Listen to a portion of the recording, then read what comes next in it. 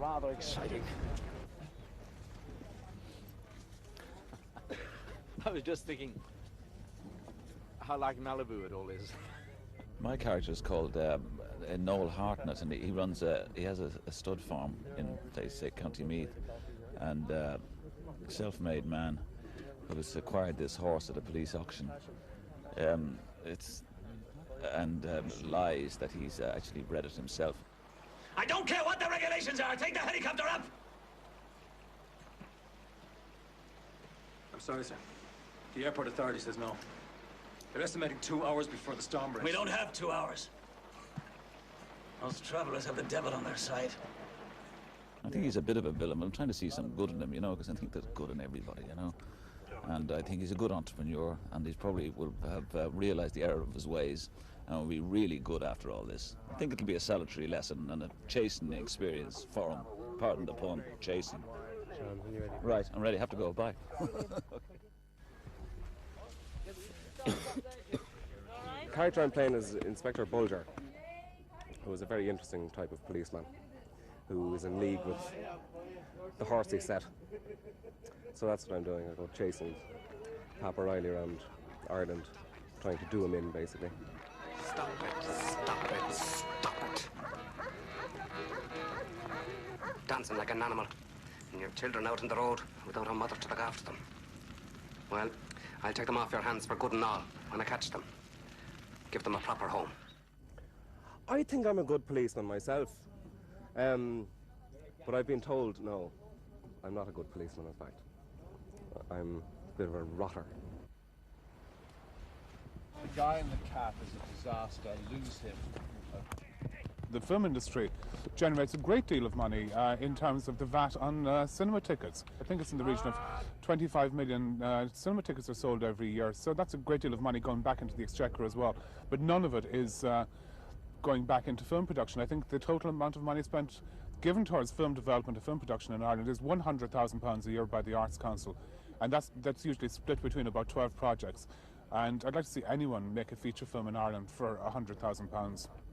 I think when the elements are as strong as they are out there, you really don't have to work as hard, because it kind of, the sea does it for you, and the wind does it for you, and the cold does it for you, and seeing poor Kieran soaking wet, it's much easier, really, in a way.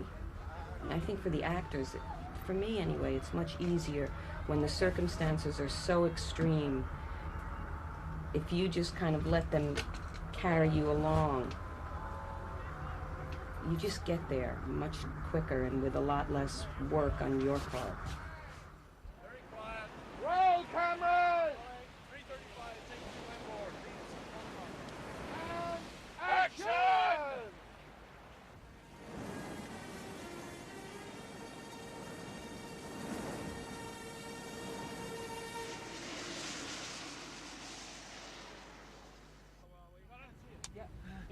How was it? 35, take two. Yeah.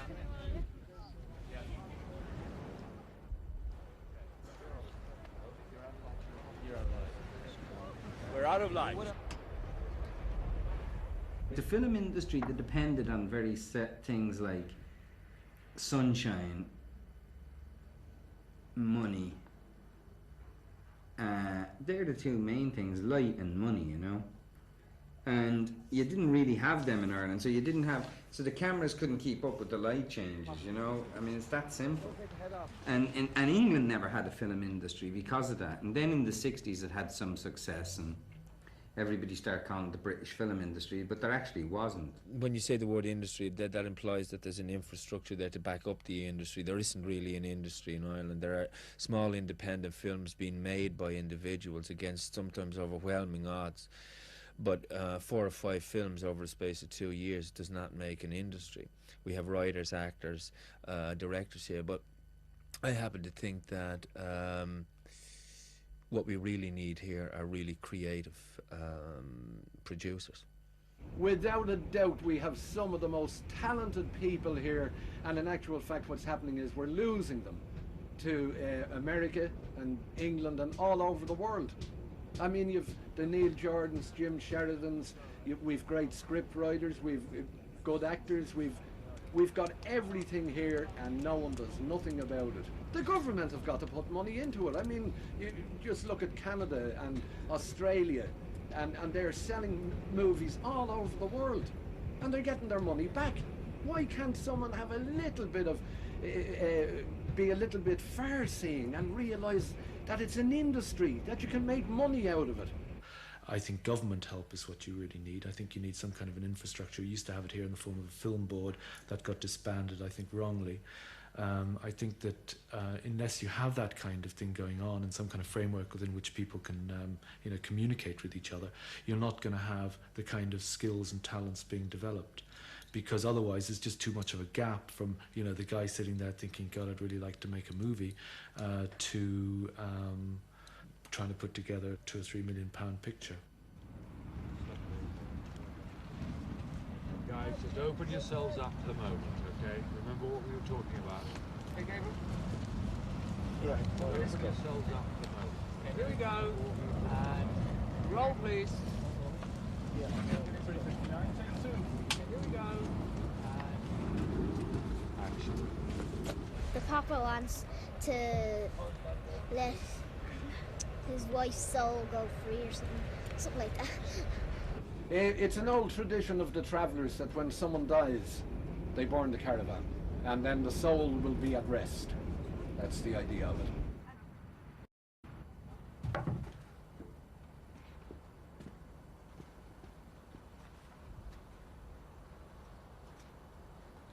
Okay, so here we go, guys.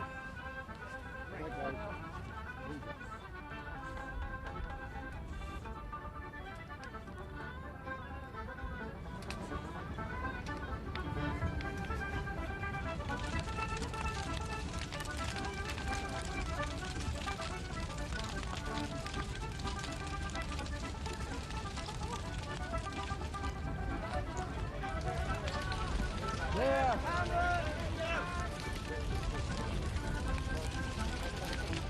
Put it out! Put it out! Put it out!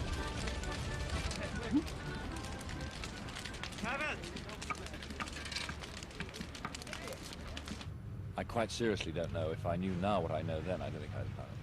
We get 7 hours shooting light a day with 2 children, a myriad of horses, major American stars, appalling weather. It's no bigger than any other film. I think that there were once plans to do it smaller, but given what was on paper, I don't see quite how they could ever have worked. What's on paper is very specific and very difficult and very precise, and it has to be achieved. Within 36 hours, a kid had fallen off the horse and broken his arm, and we were stopped in our tracks. This is a tiny budget for what's being done, and so everybody is at the last squeak of their energy and their resources and their invention, and it's very wearing and it's very frightening, which is why I get so angry with you sometimes. Piss off! Sorry, I always get like this when it rains. The weather is just ghastly. We're all in the business of getting it done. It'll get done. They always do. They've just come from Kathmandu, I think. This is unbelievable, Chris. I mean, this is incredible. I mean, yesterday we had to abandon the location because it was like a horrendous rainstorm, and there was the danger that all the vehicles would be washed into the sea. And now today it's snow. I mean, it really is incredible. It looks like we've transferred to like a totally different location, and yet this is the same look. I mean, look at down there. It looks like a fertile, wooded, green, lush valley, and up here it is like the Hindu Kush. You write a modern story in a play form about Dublin, it's going to be compared to O'Casey. If you write a novel, it's going to be compared to Joyce. If you write something else, it's compared to Yeats. And I mean, they've all done it under huge pressure, you know, at the, you know, a certain historical time, and there was huge pressure on things, and they expressed it in such a great way that it's really difficult to imagine it being done better. So even like somebody who's not so good at film could do it, and because it's not been done before, it could look great, you know? I would like to see films that I think reflect what's really going on here. In the way that literature, for example, say the short story writers of the 50s, say like O'Connor and Whalen and, you know, Mary Lavin and all those people, reflected the real Ireland. What are you doing here? I come here every year on our anniversary. Where's this horse leading me?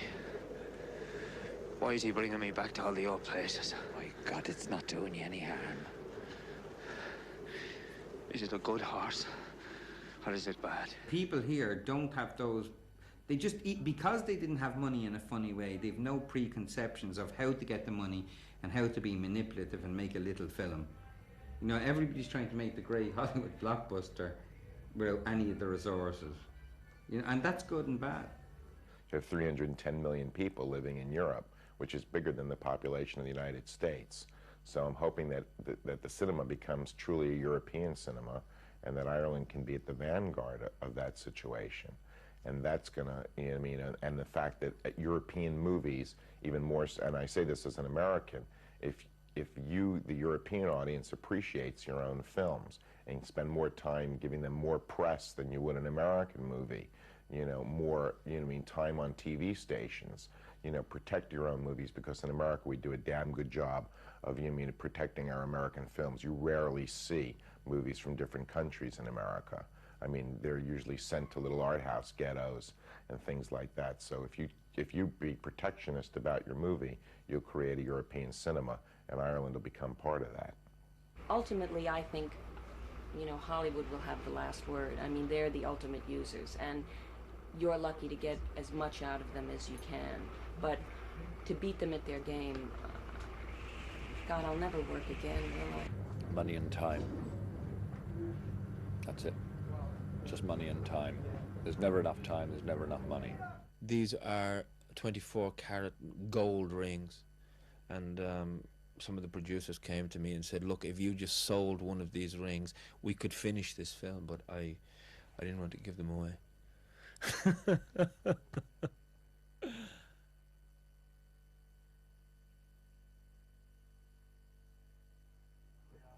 you a real policeman? I am a real policeman. I don't believe you.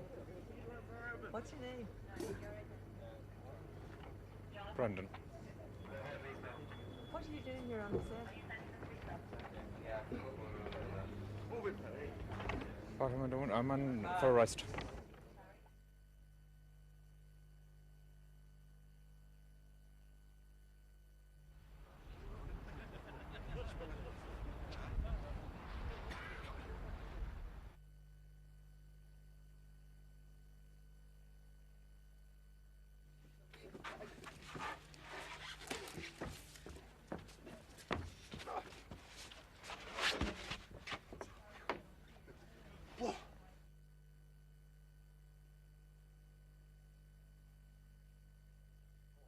Frown. That's good, that's good, that's good. Look, make your heads move quicker. Quicker on your heads, quicker. Back, keep your face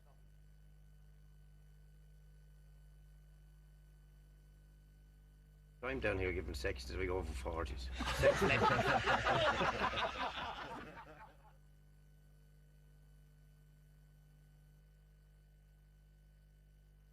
I think it's money for old jam. Absolutely money for nothing. I could do that. I could do this the rest of my life.